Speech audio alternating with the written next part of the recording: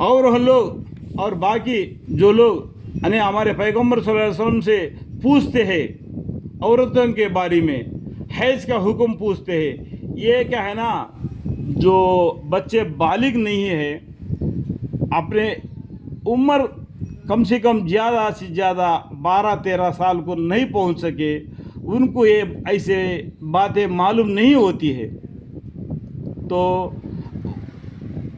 ان لوگوں کو اس کے بارے میں سوچنے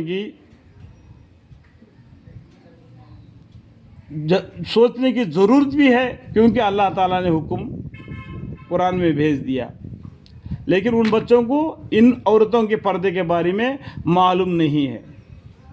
ان کو اس عورتوں کے پردے کے بارے میں اللہ تعالیٰ فرماتے ہیں، پیغمبر صلی اللہ علیہ وسلم کے ذریعہ آپ کو پیغمبر صلی اللہ علیہ وسلم بولتے ہیں، حیض کا حکم پوچھتے ہیں، آپ فرما دیجئے، یعنی ہمارے پیغمبر صلی اللہ علیہ وسلم فرما دیجئے کہ وہ گندی چیز ہے، وہ عورتوں کے پیٹ سے نکلنے والی چیز ہے، وہ ایک گندی چیز ہے، اس کے کتنے دن ہوتے ہیں ان عورتوں کو، ان خاندان والوں کو معلوم ہے، آپ فرما دیجئے کہ وہ گندی چیز ہے، تو حیض میں تم عورتوں سے علیحدہ رہا کرو، اس ٹائم میں تم عورتوں سے علیحدہ رہا کرو۔ دیکھو اس میں بولتے ہیں بالکل اس عورتوں سے علیحدہ رہو اور ان سے قربت مت کیا کرو، ان کے ساتھ اپنے مل جل کے مت رہو جب تک کہ وہ پاک صاف نہ ہو جاوے، پھر جب وہ اچھی طرح پاک ہو جاوے تو ان کے پاس آؤ جاؤ جس جگہ سے کہ تم کو اللہ تعالیٰ نے اجازت دی ہے،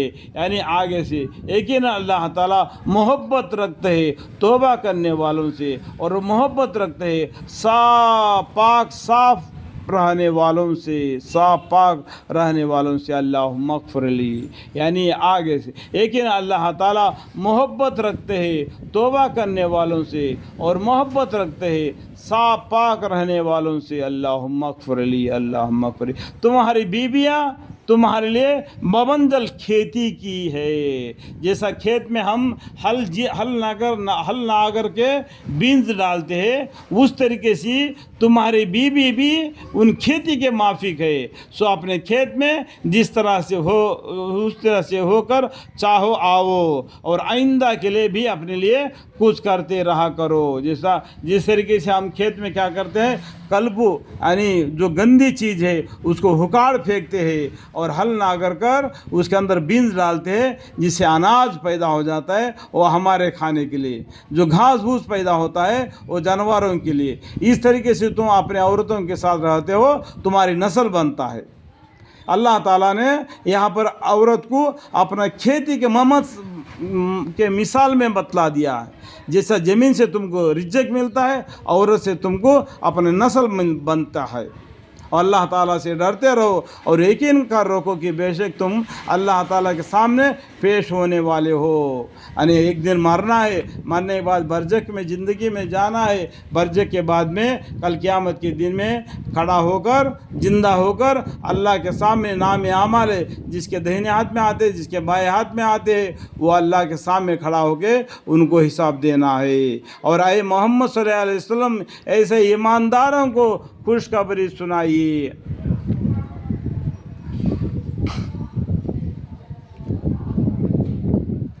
اور اے محمد صلی اللہ علیہ وسلم ایسے ایمانداروں کو خوشخبری سنا دیجیے، اور اللہ کو اپنی قسموں کے ذریعہ سے ان اموار کا حساب مت بناؤ کہ تم نیکی اور تقوی کے اور اصلاح فی المابین کے خلق کے کام کرو۔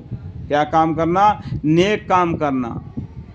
اپنے قسموں کو ذریعہ سے ان اموار کا حساب مت بناؤ۔ حساب مطلب کا یہ آڑ پردہ، حجاب کا مطلب کیا ہے؟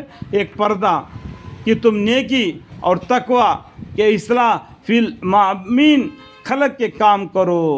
اے خلق یعنی پورا دنیا کو اچھے کام کرو، تاکہ فساد کا عقیدہ نہ رہے، کہ پیچھے آنے والے زمانہ بھی تمہارے چال چلن کو دیکھ کے وہ بھی اپنا چال چلن کو سدھار لے۔ اور اللہ تعالیٰ سب کو سنتے ہیں، جانتے ہیں۔ واللہ سمیع علیم۔